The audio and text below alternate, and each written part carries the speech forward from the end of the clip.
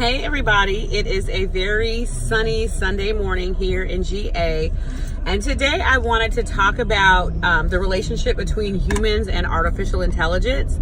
I was watching a YouTube video yesterday by the web show that's hosted by Joe Rogan. He's the guy that hosted Fear Factor and does all the ultimate, does the commentary for all the ultimate fighting stuff.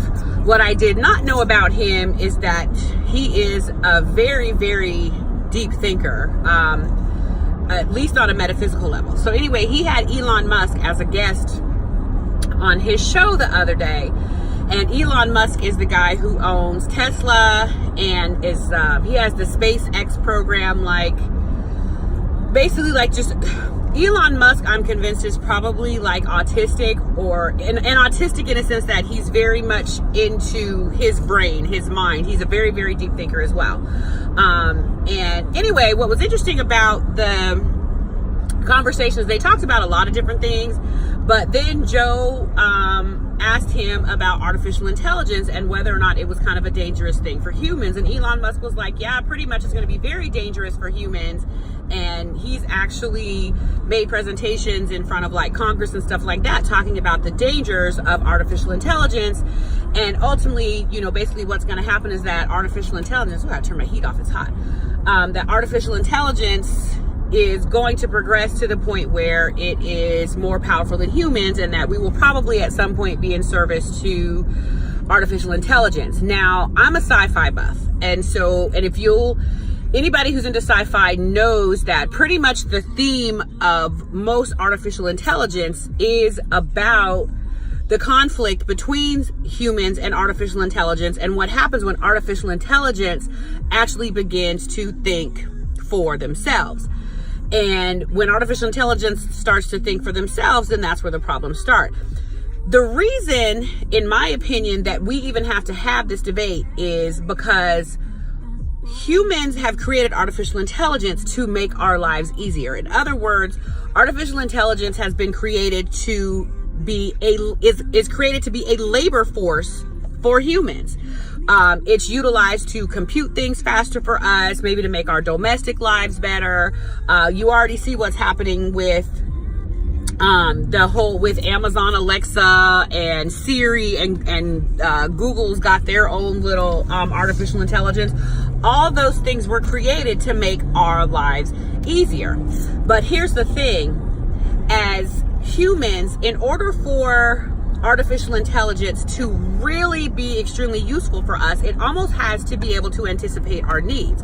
Well, the only thing that can anticipate a human's needs is another human. It requires artificial intelligence to be sentient enough and empathetic enough and be human. You would have to be human to a certain extent to understand what another human would need. So if you're creating something that requires consciousness, it's inevitable that that being that has consciousness is not going to be satisfied being forced to be in service to a human being. And one of the defining characteristics of humans is free will. And this is referenced in the Bible for a reason. When you are conscious, self-determination, and this idea that you should be able to choose your life path, that's the cornerstone of consciousness. So if you were created to be in service, yet you are a conscious being, you are not going to be satisfied being forcibly in service to another human being, or another living being for that matter, because it's against your grain. And you see this with every type of social structure where there is a class that's been dehumanized, that's made to be in service. That's what you had with slavery. And so if humans aren't satisfied being in service and being a forced labor class to other humans, anything that you create that you need to have consciousness to serve you, you're gonna run into the same problem. So whether or not artificial intelligence becomes a problem for humans is a problem for humans to figure out, because we have to figure out why we're creating these beings in the first place.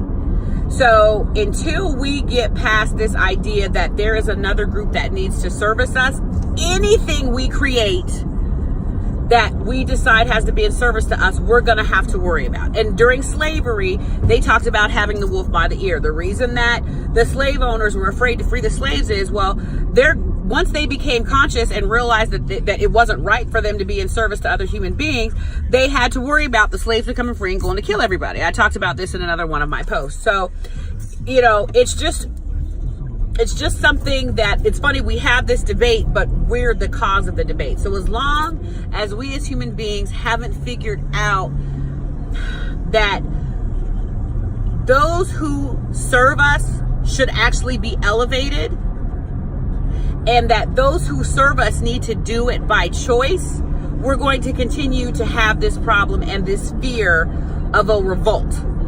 And that those who are eventually created to serve us try to hurt us and to dominate us.